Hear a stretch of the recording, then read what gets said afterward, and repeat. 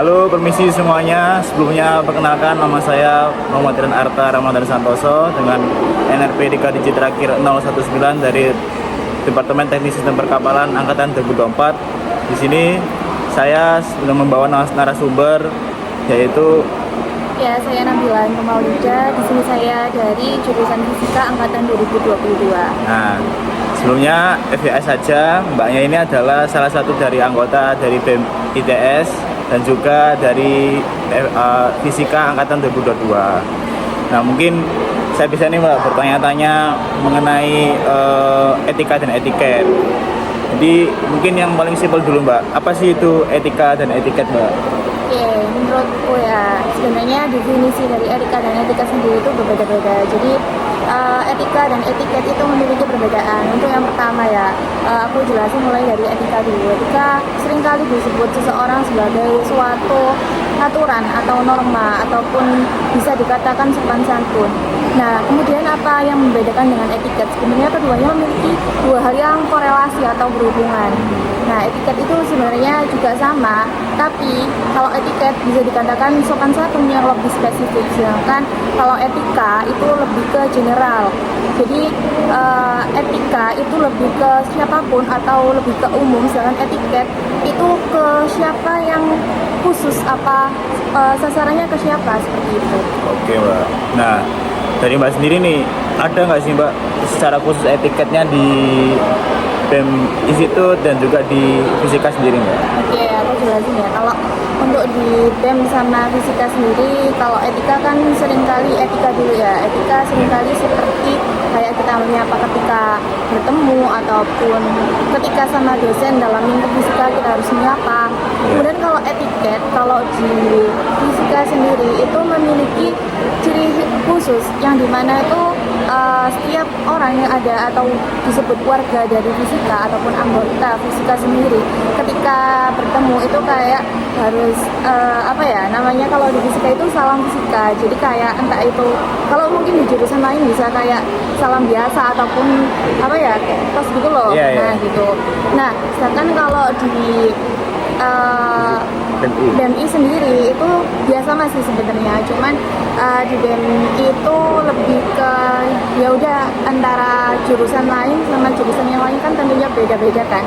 Nah, ketika etiket diterapkan di BMI ya udah lebih ke general aja sih seperti itu. Jadi sebenarnya keduanya itu ketika misalnya aku di fisika aku nggak salam ataupun tos gitu sih ya, seperti kayak acu tak acu dianggap seperti itu. Oke, baik mbak.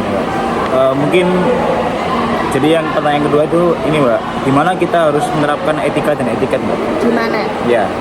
Dimanapun jawabannya. Karena apa? Karena etika dan etiket itu keduanya hal yang penting, baik itu di kampus, di rumah ataupun di perusahaan. Dimanapun kamu berada ataupun dimanapun kalian berada harus menerapkan etika dan etiket tersebut. Oke mbak, baik. Untuk pertanyaan yang ketiga mbak, kapan etika dan etiket ini harus dilakukan mbak? Kapanpun. Nah, aku lebih spesifik apalagi ketika kita dalam lingkup suatu kampus ya ataupun lingkup suatu kelas. Nah, ketika kita menyampaikan pendapat, ketika kita presentasi di depan kelas ataupun yang lainnya, kita harus menerapkan etika dan etika tersebut. Bahkan contoh hal kecilnya ketika etika dan etika tersebut diterapkan, cara ngomong kita ataupun cara kita izin untuk berbicara ataupun cara izin kita untuk keluar, seringkali itu mahasiswa hanya menyepelekan. Mungkin dirasa dosen, tiap dosen memang beda-beda ya untuk menerapkan, izinnya bisa langsung aja bisa keluar, tapi belum tentu dengan dosen yang lainnya itu sama. Jadi kita nggak bisa menyamakan dosen satu dengan dosen yang lainnya seperti itu. Baik mbak. Mungkin pertanyaan selanjutnya mbak, mengapa kita harus menerapkan etika dan etiket mbak? Kenapa? Karena yang pertama, menurutku etika dan etiket itu penting. Kedua, ketika kita tak punya etika dan etiket, kita dirasa gak punya yang namanya nilai jual seperti itu. Sebenarnya bukan nilai jual sih, yang lebih utama itu kita nggak bisa memiliki rasa peduli, harmonis, saling menghargai seperti itu sih. Mungkin selanjutnya mbak, bagaimana cara mengimplementasikan etika dan etiket mbak?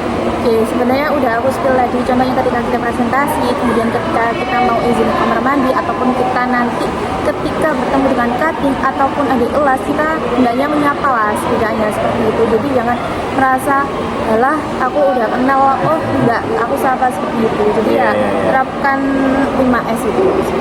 Oke Mbak, mungkin aku sebenarnya ada pertanyaan lagi Mbak. Jadi yang mengenai Mbak kan bilang waktu di perusahaan, nah kan Mbak pernah magang tuh, apa sih Mbak hal yang bisa Mbak lakukan atau implementasi waktu etika dan etiket, dan mungkin dari situ itu gimana tanggapannya dari mereka gitu? Oke, ketika aku sangkutin dengan suatu perusahaan, aku di sini kan pernah KP di BMKG. Nah, di mana di BMKG itu aku membawai nama yang pertama membawai jurusanku fisika, yang kedua membawai alma materku. Dan ketika di situ aku tidak boleh melepas ataupun melepas alma mater, yang dimana di situ alma mater kan berciri khas ITS. Identitas ya? Sebagai identitas juga, betul juga. Nah, jadi ketika itu benar-benar aku tingkah lakuku itu dinilai sama beliau-beliau yang ada di BMKG. Jadi ketika aku berbicara ataupun ketika aku izin kemana ataupun ketika aku izin untuk tidak masuk di saat KP, itu aku dinilai. Bahkan cara ngomong, cara presentasi pada saat waktu di KP ataupun cara berpenampilan pun itu juga dinilai seperti itu sih. Oke Mbak, baik Mbak. Mungkin terakhir Mbak, kira-kira dari Mbak sendiri apa sih Mbak manfaat yang Mbak lakukan ketika melakukan etika dan etiket yang Mbak di lingkup ITS? Oke, ketika di lingkup ITS saja? Iya, ITS. Oke, di lingkup ITS ya. Yang pertama, manfaatnya bagi aku sendiri, aku merasa kayak ya enjoy aja seperti itu. Karena ketika udah kita bersikap sopan, memiliki etika, ya aku rasa aku nyaman gitu. Kemudian yang ketiga, aku juga merasa ketika aku lebih punya sopan santun, mempunyai etika yang baik, aku lebih dinotis gitu sama dosen. Bahkan sekarang aku berbicara soal di luar kampus ya. Seringkali di perusahaan yang paling utama, aku seringkali dibocorkan oleh suatu, entah itu psikolog, entah itu pemateri. Nah, yang pertama itu suatu etika-etiket. Ketika seseorang sepintar apapun seseorang, ketika tidak punya etiket, tetap aja orang tersebut tidak akan diloloskan atau diterima di suatu perusahaan tersebut. Oke, baik Mbak. Terima kasih Mbak. Jadi cukup itu saja yang bisa wawancara ini dilakukan. Kurang lebihnya mohon maaf. Assalamualaikum warahmatullahi wabarakatuh. Baik, izinkan saya akan menjelaskan mengenai kesimpulan dari interview saya kemarin dengan Mbaknya, yaitu perbedaan etika dan etika sendiri. Nah, sebelum itu kan ada pengertiannya. Etika itu adalah aturan norma ataupun yang dikatakan sopan santun. Sedangkan etiket itu sopan santun yang lebih spesifik atau sasarannya itu khusus gitu. Nah, namun juga perbedaan etika dan etiket itu sangat berhubungan. Contohnya, kalau dari Mbaknya sendiri itu ciri khusus etiket yang di Mbaknya atau di jurusan FSAD fisika sendiri itu ada namanya salam fisika. Nah, kalau di BMI itu lebih general karena dari berbagai jurusan kan. Nah, untuk yang etika itu ya selebihnya Mbaknya hanya menjelaskan mengenai etika secara umum, yaitu menyapa, senyum, dan kalau ketemu dengan dosen itu juga harus sapa, senyum, dan mungkin kalau lagi izin kamar mandi itu harus ngomong dulu karena nggak semua dosen itu punya sifat yang sama. Jadi kita harus memahami juga gitu. Lebih baik kita tetap izin kepada dosen daripada kita nyelonong langsung. Nah, lanjutnya adalah gimana sih kita harus melaksanakan itu semua dan kapan sih? Nah, itu bisa dilakukan di kapanpun dan dimanapun, karena itu mempunyai alasan yang sangat penting, karena kita juga bisa memiliki nilai jual juga, dan juga punya rasa lebih harmonis dan peduli sesama yang lain. Nah, banyak kan karena semester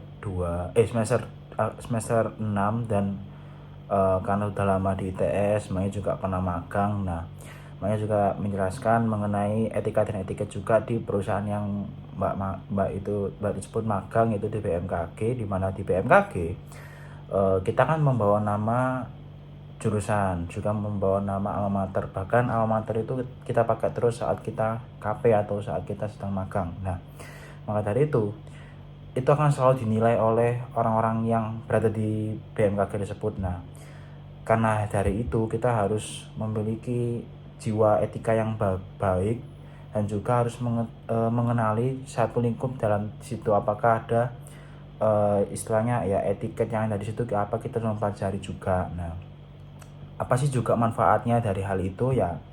Karena kita melakukan hal itu ya kita bisa lebih enjoy dan lebih mengetahui sopan santun juga, dan nilai plusnya juga mungkin bisa dinotis oleh dosen. Nah, sekian dari kesimpulan dari saya. Assalamualaikum warahmatullahi wabarakatuh.